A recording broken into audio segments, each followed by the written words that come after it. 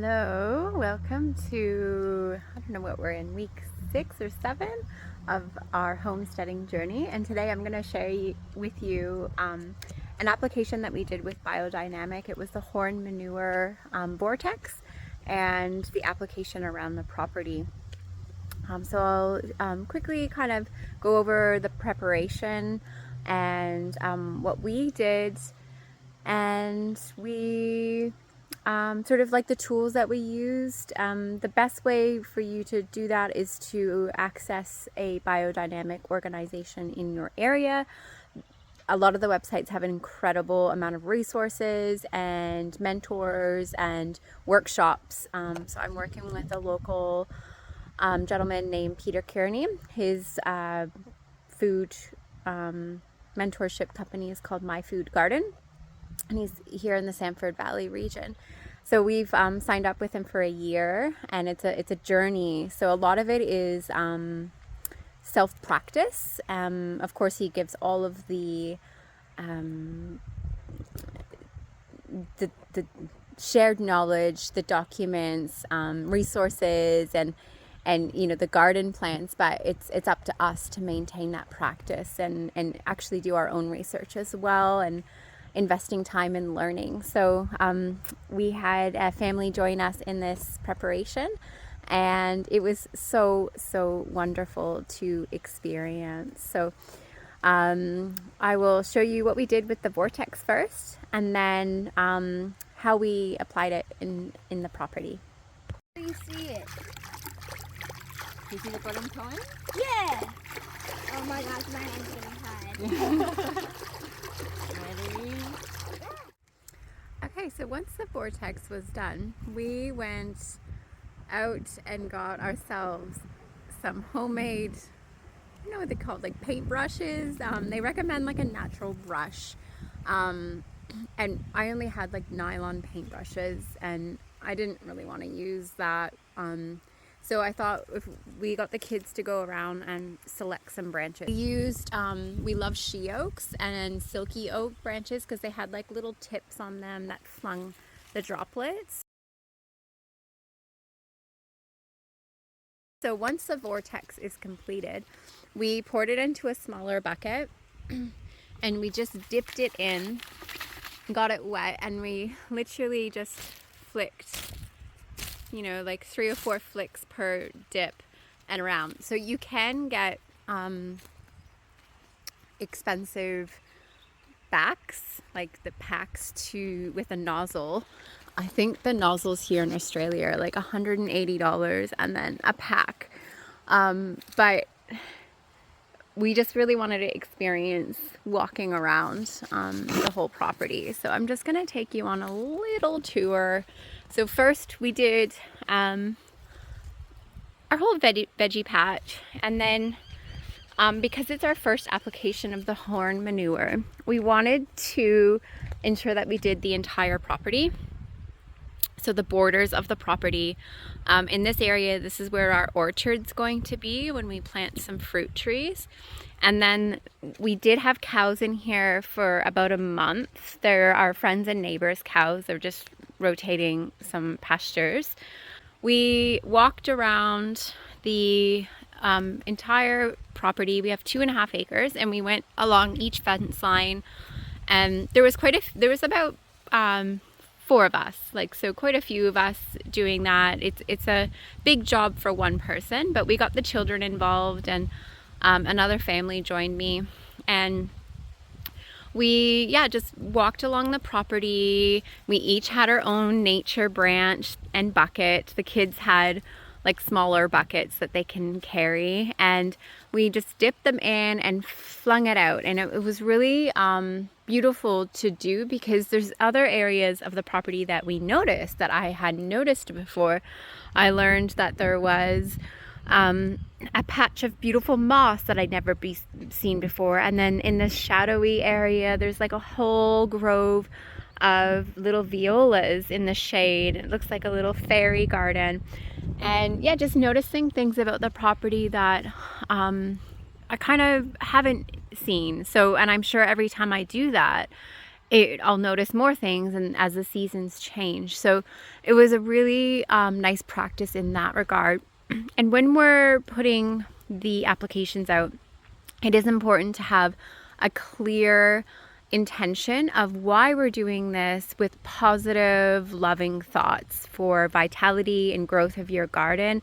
If you're thinking that it's a chore and you don't want to do this, it doesn't really have the frequency of new growth and beautiful, vibrant gardens to nourish and support your family. So yeah, with the children, it was so fun to do because they're so positive and they're running around the yard flicking their branches. And each dinner, my daughter and I, my husband, and a husband, we all say our highs and lows of the day. And she had shared that her high was activating the garden with that special ritual and preparation, which was just so beautiful. That tangible embodied practice obviously left a great impression on her. So this garden bed, we'll do a little update. So this has nematodes in it. I have pulled out and cleared the choco vine and the pumpkin vine that was in here. This is, it's useful, but a lot of this is starting to deteriorate. We could replace it, but I might try to get one more year out of it. And we've just done a biodynamic soil preparation, like a mineral correction. So it's eggshells and potash and it's like a special type of crusher dust. It's not just crusher dust. I ordered it from the website, and there's a measurement that you follow based on the square meterage of the plot that you're working with. And then I mixed that all up and just like sprinkled it across and raked it in. And then I have ordered from an organic seed producer local to this area, a winter blend for green manure. So there was all kinds of stuff. And you can see, like, I have dug some in, but there's like these little sprouts that are starting, all different kinds. I couldn't even tell you what the mix was because they do change it depending on the season, like year to year, and what's available. But there was probably 10 or 12 different seeds. So similar to this one over here. So I did this one about 7 weeks ago. This is a green manure. It was my own blend. It's not ideal, but it's good enough. Peter said it was okay. So it's fenugreek, mung bean, and cowpea. And so by July, just before it starts to flower, we're going to slash it and just dig it and drop it back into the garden, and then it will be ready for crops. So this one we needed to correct for the soil deficiency in nematodes. So it will start to grow a green manure crop. And by August and September, we will cut and slash this, and then we can start planting crops. This one was okay. We cleared the choco and pumpkin vine, and we have planted a variety of things. So there is a cucumber, purple king bean, nasturtium, strawberries, I did a serrano chili and a lilac cayenne chili. And then there's winter squash, which is a spaghetti squash on the other side, which I'll train to sprawl across the bed and then into that back area as well. So they were only planted a couple days ago. I think there's like tiny baby strawberries that are starting.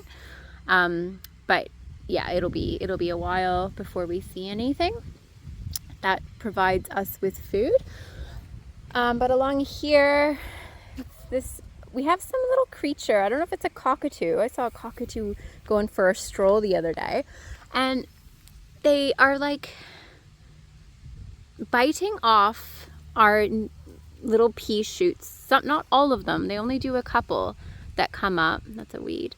And they just bite it and drop it. They don't even eat it. So I know we do have some bush rats in here, but it could be a cockatoo because I saw him in the garden like just like casually looking what we have and sampling some stuff. So I don't know what it is, but that patch there has onion, some different varieties of peas and snow peas, but they're not doing very good. Whereas along here we have a couple strawberries plants, some marigolds, calendula. This is snow pea, I think, which is doing quite well. We start to train it.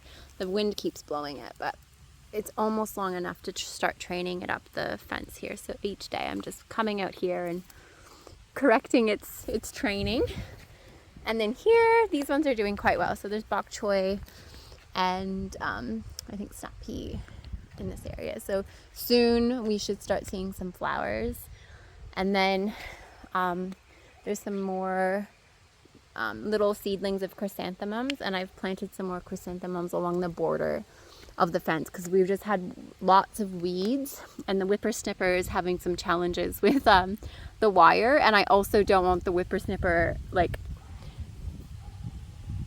cutting all of these plants as well. So I've just ripped up the grass and planted it with some flowers, and yeah, see how we go. Again, I'm totally new to gardening. I have had a little tiny plot when I lived in the suburbs. It was not providing at all. It was kind of like if I grew a pineapple, I was like, hooray, we got a bunch of bananas, hooray, we had a handful of mulberries each season, but it wasn't anything prolific. But it was kind of just like a beginner's thing, and yeah, I'm still very much a beginner here, and we are just documenting our journey along the way. And in here, these potatoes grew really quickly. So I've got 3 bags of potatoes that I planted only like 3 weeks ago. And the seeds, like the eyes, they didn't have like too many roots at all, but it must just be really good condition. So hoping for some nice potatoes. And garlic is coming up. And in between there is onion, but it doesn't look like that's growing yet. And I've got carrot and beetroot in here. I do see tiny, tiny beetroot plants. But yeah, I've got to get in here today and do some weeding. There's like little weeds coming up, but I do see some like tiny little carrots as well. So lots of things to look forward to. So that is the updates for this episode, and I hope you enjoyed and maybe learned a thing or two. I'm open to answering any questions in the comments, and hopefully we can learn together. Have a great week ahead.